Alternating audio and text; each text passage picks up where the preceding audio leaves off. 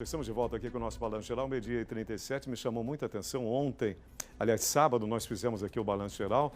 Vou conversar com a Priscila e depois vamos chamar também o nosso comandante Unis para falar, Priscila, a respeito desse latrocínio que vitimou, para mim, uma menina.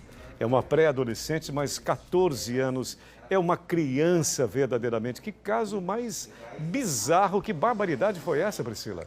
Pois é, Sérgio, um caso chocante que aconteceu lá em Simão Dias, né? Uma adolescente de 14 anos, a Ana Paula, ela foi degolada e, segundo informações preliminares da polícia, né, já foram iniciadas as investigações, ela estava com o companheiro dela quando dois homens em uma moto vermelha fizeram uma abordagem, levaram eles até um local reservado, né, afastado, e ali levaram dinheiro, levaram cartão de crédito com senha, levaram aparelhos celulares e cometeram essa barbaridade com a moça. O caso está sendo investigado pelo delegado Clever Farias, testemunhas serão ouvidas e tudo isso ainda é um grande mistério, não é? Perder uma vida assim tão jovem, uma menina de 14 anos. Vejam só a que ponto chegamos. Isso lá no município de Simão Dias.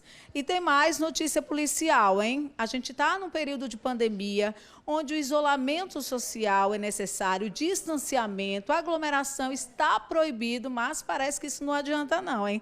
Lá no semiárido, direto de Poço Redondo, sabe o que aconteceu nesse fim de semana? Uma vaquejada, ou pelo menos iria começar, não é? Olha aí a multidão que se aglomerou para pegar o boi no mato lá na Caatinga. Muitas inscrições feitas. Quando a polícia chegou no local, já tinham cavalos, já tinham caminhões, carros e 119 pessoas inscritas para participar dessa vaquejada. A gente sabe que é uma tradição aqui no Nordeste, mas não é o momento, gente, não pode acontecer vaquejada. Inclusive, dois organizadores, né, que são irmãos, foram procurados pela polícia. Um chegou até a correr, fugiu no meio do mato, e o outro conseguiu ser detido aí pela polícia. Uma situação difícil. Ainda falando em pandemia, vocês viram essas imagens dos sons apreendidos? Vamos mostrar novamente? Aí foram sons que a polícia apreendeu lá no município de Propriá, na beira do rio, aquela festa de paredão, sabe, que as pessoas ainda não se conscientizam. Olha só aí, mais uma aglomeração em um momento em que é proibido por decreto.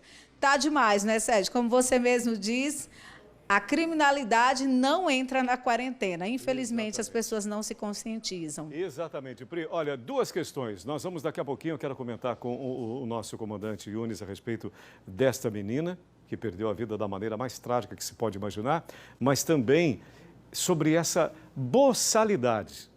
Mas é muita ignorância, é o excesso da ignorância. Você não pode promover um evento desse tipo, meu Deus do céu. E o que é necessário acontecer para que você tenha consciência que a sua mãe morra, que você perca o seu pai, que você perca um grande amigo, um irmão? É isso que precisa acontecer? Você não tem consciência do que está fazendo? Boçal, inconsequente, idiota, imbecil, burro, todos os adjetivos para esse tipo de gente que não tem a menor consciência do que está fazendo. Vou te contar um negócio, hein? Haja paciência com esse tipo de criminoso. Isso é um crime que se comete. Pois eu vou te contar, a gente lutando aqui, a gente batalhando pela retomada da economia. O que eu não suporto, Coronel Maurício Unis, é exatamente a ignorância alheia colocando a vida de pessoas em risco. Isso me deixa completamente alucinado. Seja bem-vindo, Coronel. Boa tarde. Boa tarde, Sérgio. É um absurdo a gente verificar na situação que nós estamos vivendo, a preocupação que se tem pela saúde, de se falar em abertura do comércio com precaução, com cautela, e um determinado cidadão resolve fazer uma festa. Minha gente, o momento em que nós vivemos não é um momento para festas, para comemorações, seja lá o que for. O que nós temos que ter são as cautelas necessárias para se deslocar ao comércio, fazer as suas compras e retornar para a sua residência, utilizando sempre o álcool gel, utilizando sempre as máscaras, para que nós tenhamos segurança. Segurança em todos os sentidos, para você, para os profissionais que necessitam trabalhar e o comércio precisa retornar, mas não para fazermos festa.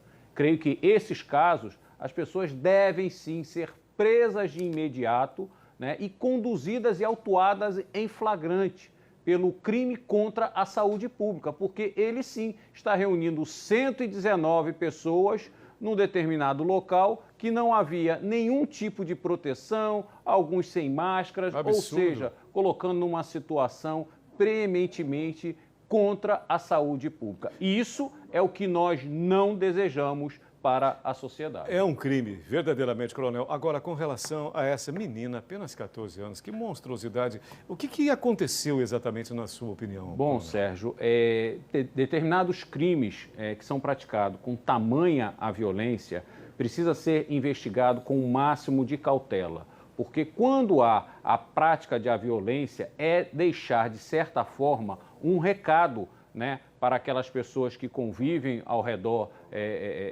dessa pessoa, os amigos, né, ou mesmo para dizer para a sociedade que é assim que a gente resolve determinados problemas. Então, a violência, ela sempre está vinculada a um determinado recado que queira se passar, seja para a sociedade, seja para as pessoas que estejam ao redor. Então, isso é uma preocupação muito grande. Esse inquérito tem que ter uma cautela muito maior. Não é simplesmente o crime do roubo praticado e, posteriormente, um homicídio. É pela violência, a forma como foi realizada, ceifar a vida de uma jovem com 14 anos. Isso é uma brutalidade fora do comum. Então, precisa-se sim ter rigor e o máximo que puder a sociedade colaborar através do Disque Denúncia, passar as informações necessárias. Volto a dizer, não precisa se identificar, mas a sociedade precisa ajudar nesses crimes com tamanha a violência praticada contra